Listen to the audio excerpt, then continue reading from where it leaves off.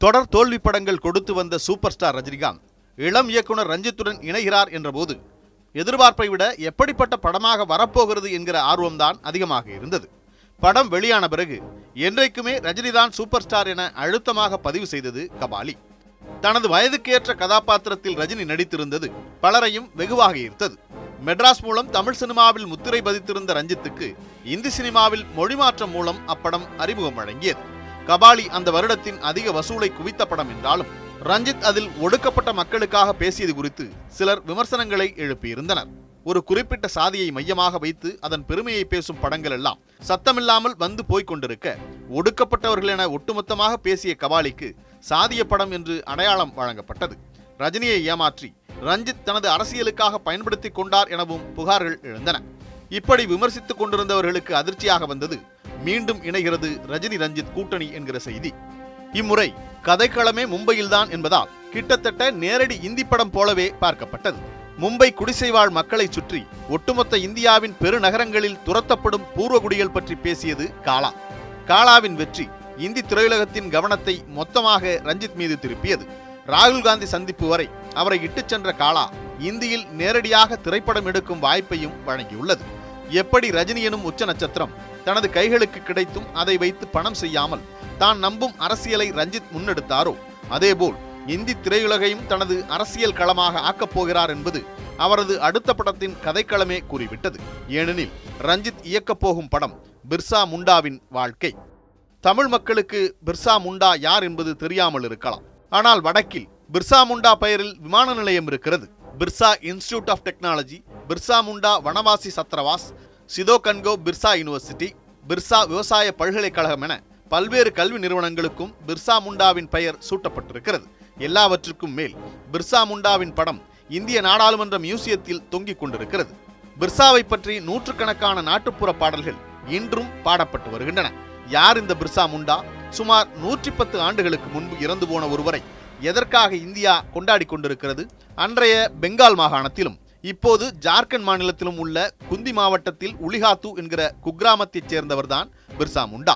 November 15ஆம் தேதி வியாழக்கிழமையில் பிறந்ததால் அதை குறிக்கும் வண்ணம் பிர்சா என்றும், முண்டா என்கிற ஆதிவாசி இனக்குழுவை சேர்ந்தவர் என்பதால் முண்டா என்றும் சேர்த்து பிர்சா முண்டா என்று பெயரிடப்பட்டது. உண்மையில் பிர்சா உலிஹாத்துவில் பிறந்தாரா அல்லது மற்றொரு கிராமமான சல்கட்டில் பிறந்தாரா என்பது இன்னும் உறுதி செய்யப்படவில்லை என்றாலும், பிர்சாவின் தந்தை சுகனா முண்டா உலிஹாத்துவில் அதிக காலம் வசித்தார் என்பதாலும், பிர்சா முண்டாவின் சகோதரர் உலிஹாத்துவில் வசித்து வந்ததாலும் அவரது சொந்த ஊர் உலிஹாத்து என்று நம்பப்படுகிறது.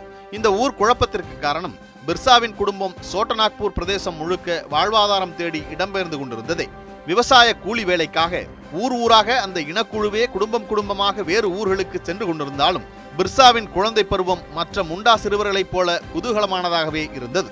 பிர்சாவின் இளமை காலத்தை விவரிக்கும் நாட்டுப்புற பாடல் ஒன்று, மணலிலும் புழுதியிலும் விளையாடுவது பிர்சாவுக்கு மிகவும் பிடித்த விஷயம் என்றும், எதையும் எளிதில் கற்றுக்கொள்ளும் தன்மை பிர்சாவுக்கு இயல்பிலேயே இருந்தது என்றும் குறிப்பிடுகிறது.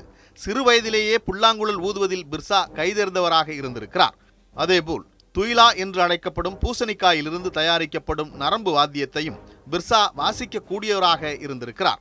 சுதந்திரத்திற்கு பின் அவருக்கு சிலை எடுக்கப்பட்ட போது மேற்கண்ட இரண்டும் தவறாமல் இடம்பெற்றன. பிர்சாவுக்கு மல்யுத்தத்தில் இருந்த ஈடுபாடு அவரை எந்நேரமும் மல்யுத்த மைதானத்திலேயே கழிக்க வைத்தது. ஒரு சிறுவனாக பிர்சா மகிழ்ச்சியாக இருந்தாலும் அவரது குடும்பம் கடும் வறுமையிலேயே சிக்கி வாடியது. நில உரிமையாளர்களுக்கு அடங்கி இருக்காமல் முண்டாக்கள் இயல்பாகவே கேள்வி கேட்பவர்களாக இருந்ததால் இடமாற்றம் நிகழ்ந்து கொண்டே இருந்தது. இதனால் சுகனா முண்டா தனது பிள்ளைகளை தனது உறவினர்களின் வீட்டுக்கு அனுப்பி வைத்தார். பிர்சா முண்டா அவரது மாமா வீட்டுக்கு அனுப்பி வைக்கப்பட்டார். அங்கேதான் பிர்சா முண்டாவிற்கான திருப்பம் காத்திருந்தது. தனது மாமாவுடன் அயுபாது கிராமத்திற்கு இடம்பெயர்ந்திருந்த பிர்சா 2 ஆண்டுகள் அங்கே தங்கியிருந்தார். அப்போதுதான் முதலில் பள்ளிக்கு செல்லும் வாய்ப்பு அவருக்கு கிடைத்தது. ஜெய்பால் நாக் என்பவரால் நடத்தப்பட்ட பள்ளியில் சேர்ந்து படித்தார் பிர்சா. இதற்கிடையில் தனது தாயின் தங்கை குடும்பத்தின் வீட்டிற்கு அனுப்பி வைக்கப்பட்டார். அப்போதுதான் அவர் முதலாக கிறிஸ்தவ மிஷனரிகளை பார்த்தார். பழங்குடியின மக்களை கிறிஸ்தவத்தை நோக்கி நகர்த்துவதற்காக வந்த அவர்கள் வாழ்வுக்கு தேவையானவற்றையும் செய்து கொடுக்க தொடங்கியிருந்தனர். பிர்சாவின் சிறந்த கற்றல் திறனை பார்த்து ஜெய்பால் நாக் அவரை ஜெர்மன் மிஷன் பள்ளியில் சேர்க்க விரும்பினார்.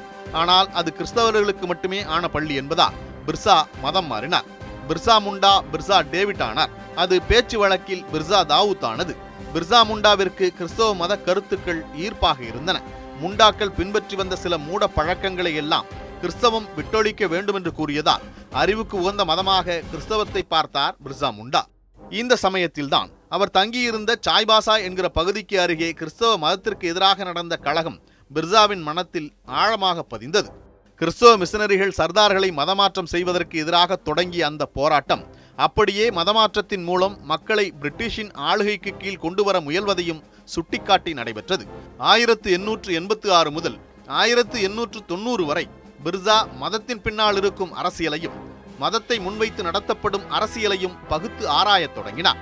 தன்னை வளர்த்தெடுக்க வேண்டிய கல்வி தனது அடையாளத்தை இழக்க வைத்து தன் மதத்தின் வழி பிரிட்டிஷ் ஆட்சியை நிறுவ முயல்வதை உணர்ந்த அவரால் தொடர்ந்து அந்த பள்ளியில் பயில முடியவில்லை. 1887 ஆண்டு பள்ளியை விட்டு வெளியேறினார். அப்போது அவரது வயது வெறும் 12 தான்.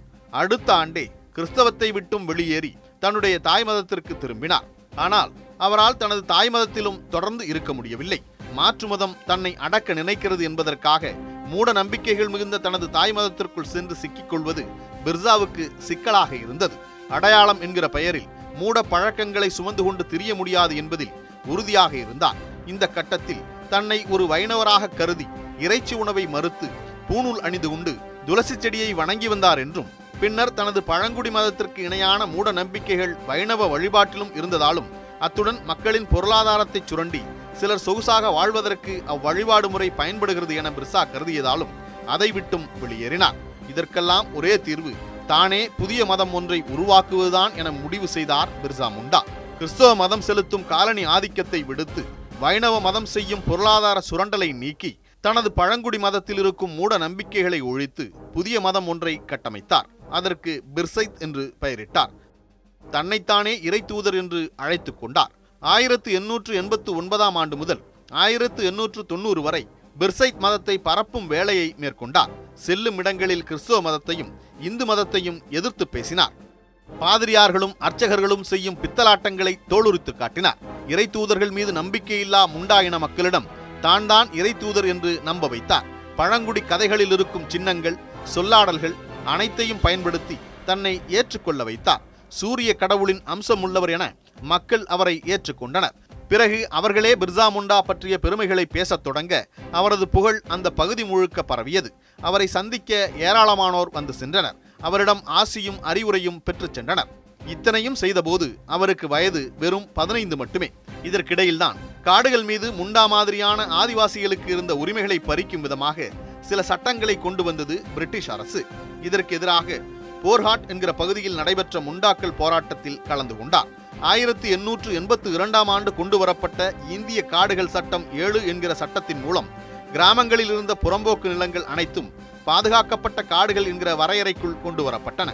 அது மட்டுமன்றி காடுகளில் தங்கியிருக்கும் பழங்குடியினரின் உரிமைகள் என்னென்ன என்பதையும் வரையறுத்து சட்டங்கள் இயற்றப்பட்டன. இந்த இடத்தில் பிரிட்டிஷ் அரசு எப்படி ஜார்க்கண்ட் பழங்குடியின மக்களின் நிலத்தை பிடுங்கியது என்பதை அறிந்து கொள்ள வேண்டியது அவசியம். ஜமீன்தார்கள், அரசர்கள் மூலம் வரி விதிக்கும் உரிமையை பெற்ற பிரிட்டிஷார் நில உரிமையாளர்களாக இருந்த ஆதிவாசிகளிடமும் வரி வசூல் செய்ய வந்தனர்.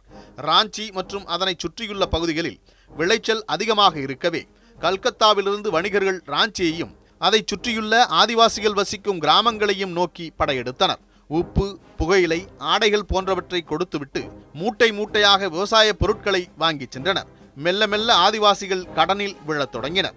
இதனால் உள்ளூர் கடன் கொடுப்பவர்களிடமும் பிரிட்டிஷாரிடமும் தங்களது நிலங்களை இழக்கத் தொடங்கினர். பிரிட்டிஷார் படிப்படியாக தங்கள் சொல் கேட்கும் ஜமீன்தார்களின் கட்டுப்பாட்டுக்குள் அந்த நிலங்களை கொண்டு வந்தனர். ஏற்கனவே முண்டா இன மக்களும் சந்தல் இன மக்களும் நிறைந்திருந்த 150 கிராமங்கள் அவர்கள் கையை விட்டு சென்றன. இதனால் மொத்த ஆதிவாசிகளும் வெறும் விவசாய கூலிகளாக மாறிப்போயினர். தனது மதத்தை பற்றி பிரச்சாரம் செய்ய போன பிர்சா மெல்ல மெல்ல இந்த பிரிட்டிஷ் அரசின் சூழ்ச்சிகள் குறித்தும் பேசத் தொடங்கினார். அவர்கள் சீடர்கள் எல்லோருக்கும் சுரண்டல் குறித்தும் ஒடுக்கப்படுவது குறித்தும் வகுப்பெடுத்தார். ஆங்காங்கே மக்கள் தன்னெழுச்சியாக கூடும் இடங்களுக்கு சென்று உரையாற்றினார். இறை தூதர் என்று பேசி வந்த பிர்சா தானே கடவுள் என்று அறிவிக்க தொடங்கினார். பிரிட்டிஷ் அரசை எதிர்த்து வெல்லவே அவர் அவதரித்திருப்பதாக மக்கள் நம்பினர். விக்டோரியா அரசுக்கு முடிவு கட்டுவோம் என அவர் விடுத்த அழைப்பில் பலரும் கலந்து கொண்டனர். 1894 அக்டோபர் மாதம் ஜமீன்தார்கள் தங்கள் வசம் வைத்திருக்கும் நிலங்களை எல்லாம் மீண்டும் ஆதிவாசிகளிடமே ஒப்படைக்க வேண்டும் என பிர்சா ஒரு பெரும் பேரணியை நடத்தினார். இதில் முண்டாயின மக்கள் மட்டுமல்ல, ஒரான், காரியா போன்ற ஆதிவாசிகளும் இணைந்து கொண்டனர். இதற்கிடையில் பிரிட்டிஷுக்கும் கடன் கொடுத்தவர்களுக்கும் எந்த பணமும் தரக்கூடாது என்று உத்தரவிட்டார் மிர்சா. கிராமங்களுக்குள் ஊடுருவியிருந்த மிஷனரிகள் விரட்டியடிக்கப்பட்டன. பிரிட்டிஷ் அதிகாரிகளும் நில உடைமையாளர்களும் தாக்கப்பட்டனர். உடனே போலீஸ் படையிடம் வந்தது. வெகு சிறிய கூட்டம் என்பதால் இந்த கலகம் எளிதில் அடக்கப்பட்டது. பிர்சா முண்டாவை கைது செய்து காசரியாபாத் மத்திய சிறையில் அடைத்தது. 2 ஆண்டு காலம் சிறையில் கிடந்தார் பிர்சா. அவரது போராடும் திறன் அனைத்தையும் ஒடுக்கிவிட வேண்டும் என்ற நோக்கில் சித்திரவதை செய்தது பிரிட்டிஷ் அரசு. ஆனால் பிர்சா அசைந்து கொடுக்கவில்லை. 1897 நவம்பர் மாதம் சிறையிலிருந்து வெளியே வந்தார் 22 வயதான பிர்சா. இந்த இடத்தில் பிர்சாவின் காதல் வாழ்க்கை குறித்தும் அறிந்து கொள்ள வேண்டியிருக்கிறது. பிர்சா முண்டா சிறை செல்வதற்கு முன்பாக ஒரு பெண்ணை திருமணம் செய்திருந்தார். சிறை சென்று பிர்சா திரும்பும் போது அப்பெண் வேறு ஒருவரை விரும்பியதாகவும் இதனால் அவரை விட்டு பிர்சா பிரிந்ததாகவும் கூறப்படுகிறது. இதனையடுத்து இளம் பிர்சாவை மணந்து கொள்ள திருமணமானோர், திருமணமாகாதோர் என்று பலர் விருப்பம் தெரிவித்தும் பிர்சா அவர்களை திருமணம் செய்து கொள்ள சம்மதிக்கவில்லை. பலதாரம் குற்றமாக பார்க்கப்படாத சமூகத்தில் ஒருதார மணமுறையை பிர்சா வலியுறுத்தி வந்தார். சிறையிலிருந்து வெளியே வந்தபின் முதன்முறை சொற்ப ஆட்கள் இருந்ததே தோல்விக்கு காரணம் என்பதை உணர்ந்த பிர்சா அதிகமான ஆட்களை திரட்ட முடிவு செய்தார். இம்முறை அவர் தலைமறைவாக இருந்து காரியங்களை சாதிக்க நினைத்தார். எங்கே இருக்கிறார், எப்போது வருவார் என்றெல்லாம் தெரியாது. திடீரென தோன்றுவார். பிரிட்டிஷ் அரசுக்கு எதிராக எப்படி செயல்பட வேண்டும் என்று கூறுவார். அவ்வளவுதான், மறைந்து விடுவார். சிலர் அவருக்கு உண்மையிலேயே மந்திர சக்தி இருந்தது என்று நம்பினர். பிரிட்டிஷ் அரசை வீழ்த்தக்கூடிய வல்லமை தங்களுக்கு இருக்கிறது என்று நம்பினர். இதன் விளைவாக ஆங்காங்கே விவசாய கூலிகளை அடிமையாக நடத்திய நில உடைமையாளர்கள் தாக்கப்பட்டனர். இது அம்மக்களுக்கு தன்னம்பிக்கை அளித்தது. இதனையடுத்து பிர்சா 2 படைகளை கட்டினார். ஒன்றுக்கு போர் பயிற்சி அளித்தார். ஏற்கனவே வில்வித்தை போன்றவற்றில் பரிச்சயமான ஆதிவாசிகளுக்கு போர் வீரர்களாக மாறுவது எளிமையானதாக இருந்தது. பிர்சா அவர்களுக்கு கெரில்லா போர் முறையை பயிற்றுவித்தார். அவர் அதனை எங்கே கற்றுக்கொண்டார் என்கிற ஆவணம் எதுவும் இல்லாத நிலையில் அவரே அதனை சுயமாக கற்றுக்கொண்டிருக்க வேண்டும் என்கிற முடிவுக்கே வர முடிகிறது. இது தவிர மற்றொரு படையை பிரச்சாரத்திற்கென உருவாக்கினார். பிரிட்டிஷ் அரசின் ஆதிக்கம் மக்களை எவ்வாறு சுரண்டுகிறது என்பதையும் அதை எதிர்த்து மக்கள் ஒன்றிணைய வேண்டிய தேவையையும் அந்த பிரச்சார அணி ஊர் ஊராகச் சென்று பேசியது. நிலமே தங்கள் உரிமை என்று ஊர் ஊராகச் சென்று பிரச்சாரம் செய்தார். இந்த தகவலை அறிந்து கொள்ளும் இந்த தருணத்தில் ரஞ்சித் ஏன் பிர்சா முண்டாவை பற்றி படம் எடுக்க விரும்புகிறார் என்பதை நம்மால் எளிதில் பொருத்தி பார்த்து கொள்ள முடியும். இதனையடுத்து பிர்சா முண்டாவை தர்தி அபா என்று அழைக்கத் தொடங்கினர். அதாவது பூமி தந்தை. நிலம் அதிகாரத்தின் குறியீட்டிலிருந்து உரிமை அடையாளமாக மாற்றினார் பிர்சா முண்டா. இதனால் பிர்சா முண்டாவின் தலைமையின் கீழ் வீரமும் அறிவும் நிறைந்த கூட்டம் ஒன்று கூடத் தொடங்கியது. துப்பாக்கிகளும் பீரங்கிகளும் கொண்ட பிரிட்டிஷை எதிர்க்க வில் அம்புகளுடன் சேர்ந்தனர் ஆதிவாசிகள். 2 ஆண்டுகளாக அவ்வப்போது தாக்கிவிட்டு மறைந்து கொண்டிருந்தவர்கள் பிரிட்டிஷ் பேரரசுக்கு எதிராக போர் தொடுக்க முடிவெடுத்தனர். 1898ஆம் ஆண்டு தனங்கா நதிக்கரையில் பிரிட்டிஷுடன் நேருக்கு நேர் மோதி வெற்றி பெற்றது பிர்சாவின் குழு. ஆனால் பெரும் படையுடன் பிரிட்டிஷ் திருப்பி தாக்க சிலர் மட்டும் கைது செய்யப்பட்டனர். இதனையடுத்தே கெரில்லா யுத்தமே தங்களுக்கு உகந்தது என்று முடிவு செய்தார் பிர்சா. பிரிட்டிஷாருடன் சண்டை போட்டுக் கொண்டிருந்த நாட்களில் தனது ஆதிவாசி குழுவில் இருக்கும் மூட நம்பிக்கைகளையும் மது போன்ற போதை வஸ்துக்களுக்கு ஒருவர் தன்னை இழப்பதையும் கடுமையாக கண்டித்தார். 1899ஆம் ஆண்டு டிசம்பர் 24ஆம் தேதி சுதந்திர சுனாமி ஒன்று பிரிட்டிஷாரை தாக்கியது.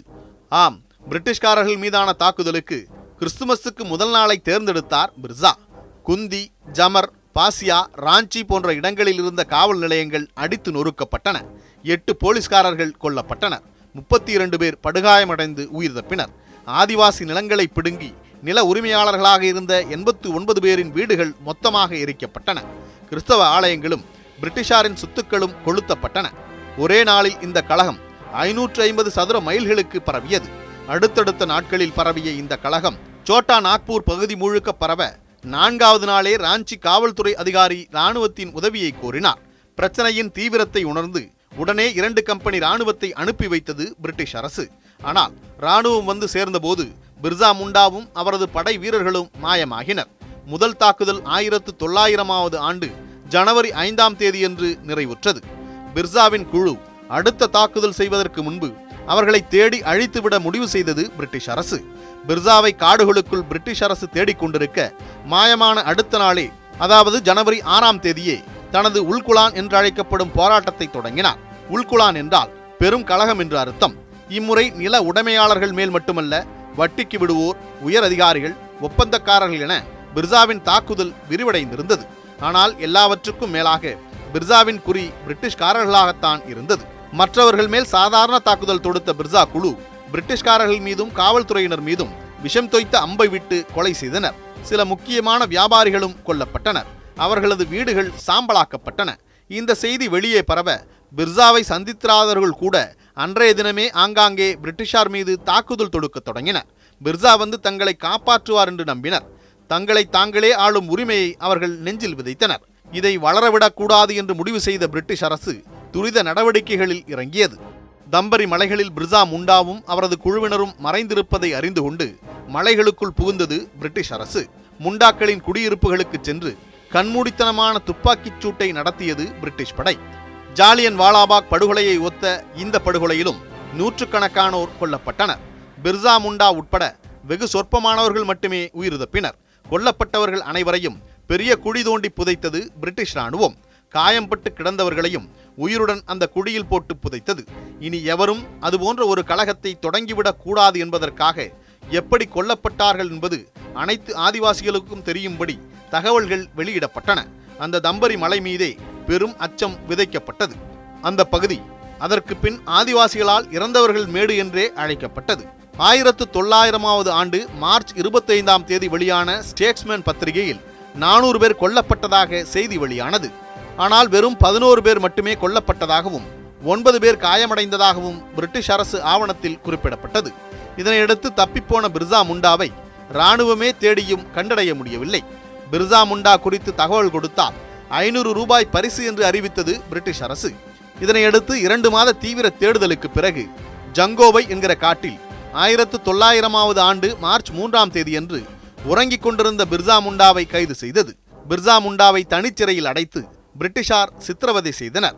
25 வயது மட்டுமே ஆகியிருந்த அந்த இளைஞனை பூமியின் தந்தையாக பாவித்து ஏற்றுக்கொண்ட அவரது முண்டா மற்றும் மற்ற இன மக்களும் சிறையில் கடுமையான ஒடுக்குமுறைக்கு ஆளானார்கள். 1900ஆவது ஆண்டு நவம்பர் 12ஆம் தேதி எழுதப்பட்ட ராஞ்சி காவல்துறை ஆவணத்தில் 15 வெவ்வேறு வழக்குகளில் 460 ஆதிவாசிகள் குற்றம் சாட்டப்பட்டுள்ளதாகவும் அதில் 63 பேர் குற்றவாளிகள் என்று உறுதி செய்யப்பட்டிருப்பதாகவும் ஒருவருக்கு மரண தண்டனை வழங்கப்பட்டிருப்பதாகவும் 39 பேர் நாடு கடத்தப்பட்டிருப்பதாகவும் குறிப்பிடப்பட்டிருக்கிறது. மேலும் 23 பேருக்கு 14 வருடம் கடும் காவல் தண்டனை வழங்கப்பட்டிருந்ததாக குறிப்பு இருக்கிறது. 6 பேர் தீர்ப்பு வருவதற்கு முன்பாகவே இறந்துவிட்டார்கள் என்றும் குறிப்பிடப்பட்டிருக்கிறது. அந்த 6 பெயரில் முதல் பெயர் பிர்சா முண்டா. மார்ச் மாதம் கைது செய்யப்பட்ட பிர்சா முண்டா 3 மாதம் கடுமையான சித்திரவதைக்கு உள்ளாக்கப்பட்டு அதன் விளைவாக ஜூன் 9ஆம் தேதி மரணமடைந்தார். அவர் காலராவில் இறந்துவிட்டதாக கூறியது பிரிட்டிஷ் அரசு. ஆனால் அவருக்கு காலராவுக்கான அறிகுறி எதுவுமே இல்லை என்கின்றனர் அவருடன் சிறையில் இருந்தவர்கள். மேலும் பிர்சா முண்டாவின் உடல் தற்போது ராஞ்சியில் கோகர் பாலம் இருக்கும் இடத்தில் எரியூட்டப்பட்டது என்று குறிப்புகள் கூறுகின்றன. ஆனால் அந்த இடத்தில் அவர் புதைக்கப்பட்டார் என்று மக்கள் நம்புகிறார்கள். அதன் மேல்தான் கோகார் பாலம் கட்டப்பட்டிருக்கிறது என்றும் கூறுகிறார்கள். பிர்சா முண்டாவின் போர் தோல்வியடைந்தாலும் அவர் ஏற்படுத்திய கலக்கம் பிரிட்டிஷாரை ஆதிவாசிகளுக்கு ஆதரவாக சில சட்டங்களை இயற்ற வைத்தது. பிர்சா முண்டாவின் போராட்டம் 2 விஷயங்களை முன்னிறுத்தி நடத்தப்பட்டது. ஒன்று, காடுகளை வளர்ச்சி என்ற பெயரில் அரசு அழிக்க நினைப்பதை நிறுத்த வேண்டும். மற்றொன்று, ஆதிவாசிகளின் நிலம் ஆதிவாசிகளிடம் மட்டுமே இருக்க வேண்டும். அந்த நிலம் வேறு எவர் கைக்கும் போகக்கூடாது. அப்படி சென்றால் ஆதிவாசிகள் அவர்களிடம் பணியாட்களாக இருக்க நேரிடும். இந்த 2 பிரச்சனைகளை இன்றும் இந்திய ஆதிவாசிகள் சந்தித்து வருகின்றனர். பிரிட்டிஷார் இயற்றிய அந்த சட்டம் இன்றும் ஜார்க்கண்ட் மற்றும் பீகார் மாநில ஆதிவாசிகளை காப்பாற்றி வருகிறது. இதுவரை 90க்கும் மேற்பட்ட திருத்தங்கள் அதில் மேற்கொள்ளப்பட்டிருக்கின்றன. அதேபோல் பிர்சா முண்டாவின் எழுச்சி போல் மற்றொரு எழுச்சி நடக்காமல் இருக்க ஆதிவாசிகளின் நில அபகரிப்புக்கு எதிராக சட்டம் இயற்றப்பட்டு நிலத்திற்கான வாடகை, குத்தகை போன்றவை முறைப்படுத்தப்பட்டுள்ளன. பிர்சா முண்டாவின் கதை ரோம பேரரசை எதிர்த்து போரிட்ட ஸ்பார்டகஸ் என்கிற அடிமை வீரனின் கதையை ஒத்திருக்கிறது. மக்களுக்காக கிளர்ந்தெழும் தலைவர்களின் கதை அனைத்துமே ஒன்றுதான். இந்த நிலையில் அறம் படத்தின் இயக்குனர் கோபி நயினாரும் பிர்சா முண்டாவின் கதையை திரைப்படமாக எடுக்கப் போவதாக அறிவித்துள்ளார். ஏற்கனவே மெட்ராஸ் படம் கோபியின் கதை என்று ஒரு பேச்சு திரைத்துறைக்குள் இருக்கிறது. ரஞ்சித் மட்டுமல்ல, கோபியே இதை மறுத்த பின்னும் அந்த வதந்தி நீங்கவில்லை. ரஞ்சித்தை மட்டம் தட்ட ரஞ்சித்தை பிடிக்காதவர்கள் மீண்டும் அதே போன்ற ஒரு வதந்தியை பிர்சா முண்டா விவகாரத்திலும் கிளப்பிவிட்டிருக்கிறார்கள். ஆனால் கோபியும் சரி, ரஞ்சித்தும் சரி, பிர்சா முண்டாவின் வாழ்க்கையை பற்றி இன்னும் 100 படங்கள் வர வேண்டும். 2 பேருமே தனித்தனியாக பிர்சா முண்டாவின் கதையை இயக்குவோம் என்று கூறியுள்ளனர். ஏனெனில் இன்றளவும் பிர்சா முண்டா ஆதிவாசிகளின் காவலராக அடையாளமாக பார்க்கப்படுகிறார். அவரை பற்றி ஏராளமான நாட்டுப்புற பாடல்கள் எழுதப்பட்டும் பாடப்பட்டும் கொண்டிருக்கின்றன. ஆதிவாசிகள் நடத்தும் போராட்டத்தின் உந்து சக்தியாக பிர்சா முண்டா எப்போதுமே திகழ்ந்து கொண்டிருப்பார். பிர்சா முண்டாவின் பிறந்தநாள் ஜார்க்கண்டில் அரசு விழாவாக கொண்டாடப்படுகிறது. பிர்சா முண்டாவின் சிலைக்கு கட்சி பேதமில்லாமல் அனைவரும் மாலை அணிவித்து மரியாதை செய்து கொண்டிருக்கிறார்கள் ஜார்க்கண்ட் அரசியல்வாதிகள். ஜார்க்கண்ட் மாநிலமே பிர்சா முண்டாவின் பிறந்த நாளை ஒட்டியே கடந்த 2000ஆவது ஆண்டு நவம்பர் 15ஆம் தேதி உருவாக்கப்பட்டது. ஒரு புதிய மாநிலத்தை உருவாக்க பிர்சா முண்டாவின் பிறந்தநாள் தேர்ந்தெடுக்கப்பட காரணம் அதன் மக்கள் இன்றளவும் பிர்சாவின் மீது குறையாமல் வைத்திருக்கும் அன்புதான். அரசியல்வாதிகள் தவிர ஜார்க்கண்ட் மற்றும் பீகார் மாநிலங்களில் வாழும் பழங்குடியினர் அனைவரும் தத்தம் முறைப்படி பிர்சாவின் பிறந்த நாளை கொண்டாடி கொண்டிருக்கின்றனர். தொடக்கத்தில் பிர்சா முண்டாவின் சிலை கை விலங்குகளோடே அமைக்கப்பட்டிருந்தது. அது ஆதிவாசிகள் மீது செலுத்தப்படும் அடக்குமுறைக்கான அடையாளமாக பார்க்கப்பட்டது. ஆனால் பழங்குடியினத்தைச் சேராத முதலமைச்சரான ரகுபர் தாஸ் பிர்சா முண்டா விடுதலையின் அடையாளம் என்பதால் அவரது சிலைகள் மற்றும் படங்களில் இருந்த அவரது கை விலங்குகளை நீக்க உத்தரவிட்டார். இதனையடுத்து புதிய சிலைகள், புதிய ஓவியங்கள் முளைத்தன. பிர்சா முண்டா விடுதலைக்கு அடையாளமாக பார்க்கப்பட்டார். ஆதிவாசிகளின் உரிமைகளுக்கு எப்போதெல்லாம் குந்தகம் ஏற்படும் வண்ணம் அரசு முடிவெடுக்கிறதோ அப்போதெல்லாம் பிர்சா முண்டாவின் பெயர் சத்தமாக ஒலிக்கும்.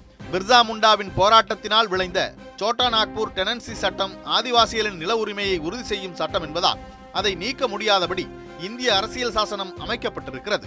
அதில் திருத்தங்கள் மட்டுமே செய்ய முடியும். ஆனாலும் கார்ப்பரேட்டுகளுக்கு உதவும் வகையில் சட்ட திருத்தங்களை செய்ய முனைந்து கொண்டே இருக்கின்றன அரசுகள்.